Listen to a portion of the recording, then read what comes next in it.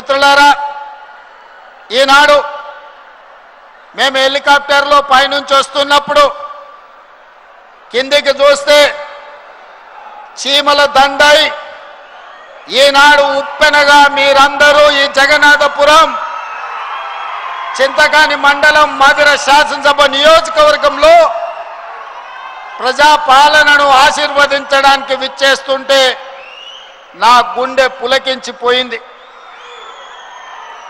రాజకీయంగా పాలమూరు నాకు ప్రాణమైతే నా రాజకీయ ఎదుగుదలలో ఈ ఖమ్మం జిల్లా గుండె కాయలాగా పని చేసిందని, ఆ గుండె ఈనాడు పులకించిందని నేను గర్వంగా మీతో పంచుకోదలుచుకున్నా. మిత్రులారా, 10 సంవత్సరాల రాక్షస పాలన, ఆనాడు నేరెళ్లలో దళితులను లారీల కింద ఇసుక మాఫియా తొక్కించినప్పుడు గిట్టుబాటు ధర అడిగిన గిరిజనులను ఖమ్మం జిల్లాలో బేడీలు వేసినప్పుడు, ఉద్యోగాల కోసం నిరుద్యోగ యువకులు పోరాడితే లాఠీలను తూటాలను పేలుస్తున్నప్పుడు శాసనసభలో ప్రతిపక్ష నాయకుడిగా బట్టి విక్రమార్క గారు, కాంగ్రెస్ పార్టీ అధ్యక్షుడిగా పిసిసి అధ్యక్షుడు హోదాలో నేను ఆనాడు పాదయాత్ర చేపట్టి తెలంగాణలో నలుమూలలు తిరిగినాం. సరిగ్గా జూలై మాసం 2023 నాడు ఖమ్మం పట్టణంలో ఒక అద్భుత సన్నివేశం జరిగింది. ఆనాడు ఆదిలాబాద్లో మొదలైన మిత్రులు బట్టి విక్రమార్క గారి పర్యటన ఖమ్మం జిల్లాలో ముగింపు సందర్భంగా మిత్రుడు, మీ అభిమాన నాయకుడు సోదరుడు పొంగులేటి శ్రీనివాసరెడ్డి గారు కేసీఆర్ను, బీఆర్ఎస్ పార్టీని 100 అడుగుల గోతి తీసి పాతి పెట్టడానికి కంకణం కట్టుకొని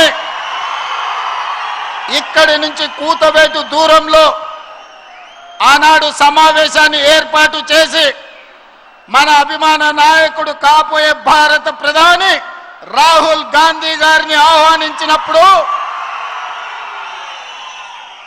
ఈ ఖమ్మం జిల్లా ప్రజలు లక్షలాదిగా ఉప్పెనై కమ్మేసి ఆనాడు బీఆర్ఎస్ ను బందబెట్టిన మాంతు జూలై మాసం 2023 సరిగ్గా 36 నెలలు పూర్తి చేసుకున్న సందర్భంగా ఇదే జూలై మాసం 2026 నాడు చింతకాని మండలంలో మళ్ళీ ఆశీర్వాద సభ పెడితే వేలాదిగా మీరు ఉప్పెనై కమ్మేసి బీఆర్ఎస్ ను మలక ఎత్తనీయము.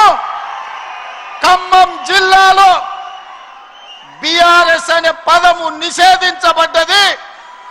ఈ ఖమ్మం జిల్లాలో ఈ విషపు మొక్కను మళ్ళీ మొలకెత్తనీయమని ఈనాడు ఒట్టేయడానికి విచ్చేసిన మా ఖమ్మం రైతాంగానికి మనస్ఫూర్తిగా నేను కృతజ్ఞతలు తెలియజేస్తున్నా. మిత్రులారా, ఇవాళ ఈ సభ ఆషామాషి సభ కాదు. ఈ సభ పరిపాలనకు సంబంధించిన సభనే కాదు, భవిష్యత్ ప్రణాళికలను రచించుకొని తెలంగాణ రాష్ట్రం 4 కోట్ల ప్రజలు ఏ దిశగా ఏ వైపున రాబోయే శాసనసభ ఎన్నికల్లో తీర్పు ఇయ్యబోతున్నారో మిమ్మల్ని అందరినీ చూసిన తర్వాత నాకు అర్థమయ్యింది.